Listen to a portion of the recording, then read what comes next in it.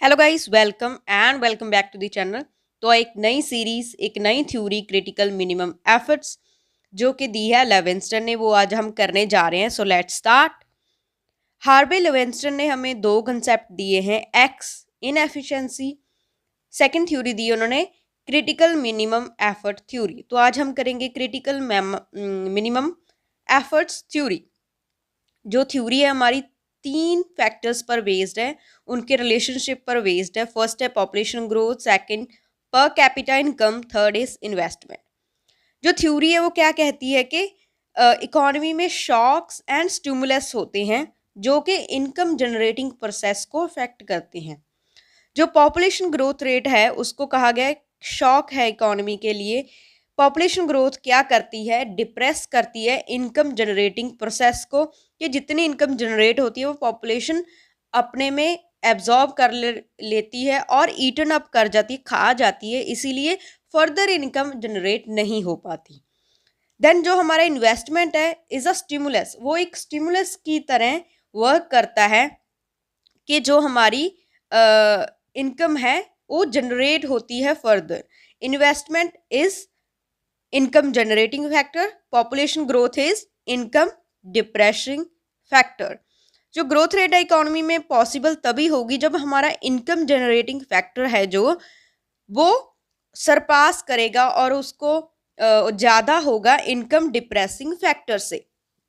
Critical minimum efforts है जो वो ज़रूरी हैं इकोनॉमी में। किसके लिए ज़रूरी है कि इनकम जनरेट हो। क्रिटिकल मिनिमम एफर्ट्स कौन सा होना चाहिए, मिनिमम एफर्ट होना चाहिए जो लार्ज होना चाहिए। तो क्रिटिकल इन्वेस्टमेंट जो हमारी ज़रूरी है, अगर हम स्मॉल इन्वेस्टमेंट करेंगे उससे क्या होगा, स्मॉल इनकम जनरेट होगी। वो स्मॉल इनकम है वो एडिशनल जो पॉपुलेशन ग्रोथ होगी वही खा जाएगी और फर्दर इनकम जनरेट नहीं होगी, तो प्रोसेस हमारा वहीं पर रुक जाएगा। अगर इनकम जनरेटिंग फैक्टर्स ज़्यादा होंगे इनकम डिप्रेसिंग फैक्टर्स से, तो फर्दर इनकम जनरेट होगी।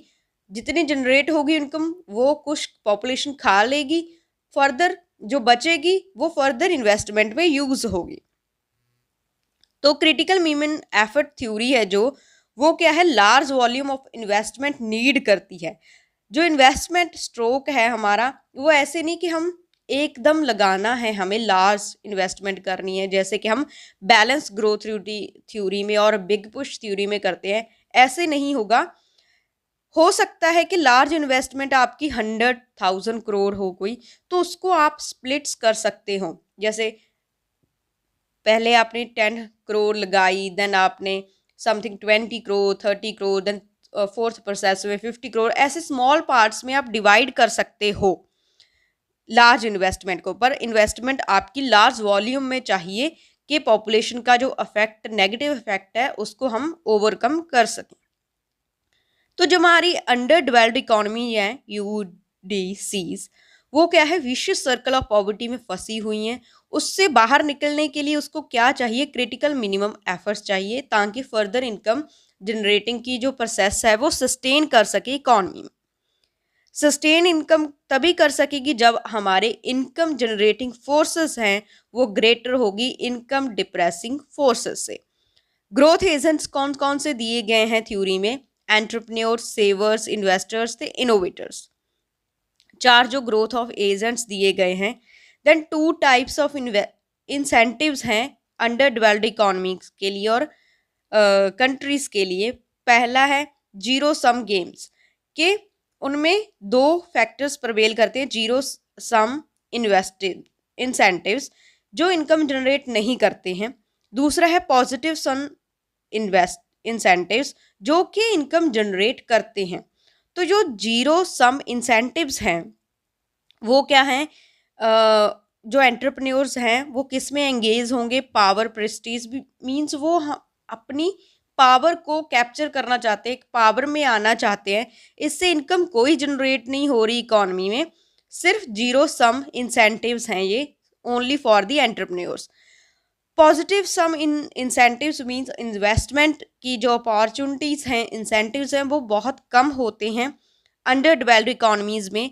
तो इकोनॉमी को ग्रोथ करने के लिए क्या चाहिए कि वो जो जीरो सम इंसेंटिव्स हैं उसको कन्वर्ट करे पॉजिटिव सम इंसेंटिव्स में, अगर उनको ग्रो करना है तो इसके लिए क्या चाहिए? पॉजिटिव सम इंसेंटिव्स के लिए क्रिटिकल मिनिमम एफर्ट चाहिए, जिससे पर कैपिटा इनकम राइज करेगी और सेविंग्स एंड इन्वेस्टमेंट इंक्रीज होंगे। देन इसके एमसीक्यूज हैं, who is the economist associated with the critical minimum effort theory? Answer is B, H.J. Levinston. The critical minimum effort theory was proposed to explain the problem of underdevelopment in, answer is C, investment and production in less developed countries. According to Levinston's critical minimum effort theory, economic growth in underdeveloped countries is hindered by, answer is C, insufficient critical minimum level of efforts. The concept of minimum effort in Levinston's theory refers to, answer is C, the level of effort required to overcome the initial barriers to development. Levinston's theory of critical minimum effort mainly addresses the problem of, answer is C, poverty traps and low investment. According to critical minimum effort theory, overcoming the initial barriers to development typically requires, answer is B, a combination of both financial and non-financial efforts. Levinston suggests that underdeveloped economies can be trapped in the state of poverty because, answer is B, they cannot generate enough investment to reach the critical minimum level of development. The critical minimum effort theory challenges which traditional economic theory about underdevelopment? Answer is B, classical economic theory of free markets.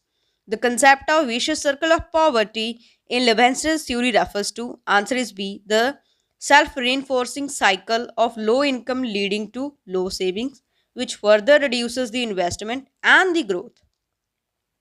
In the Levinston's theory or the Levinston's view, once a country reaches its critical minimum level of efforts, it is expected to experience, answer is A, decreased dependency on foreign aid. According to Levinston, the main role of external assistance in the underdeveloped countries is to, answer is B, provide the necessary funds to help break the critical minimum effort threshold.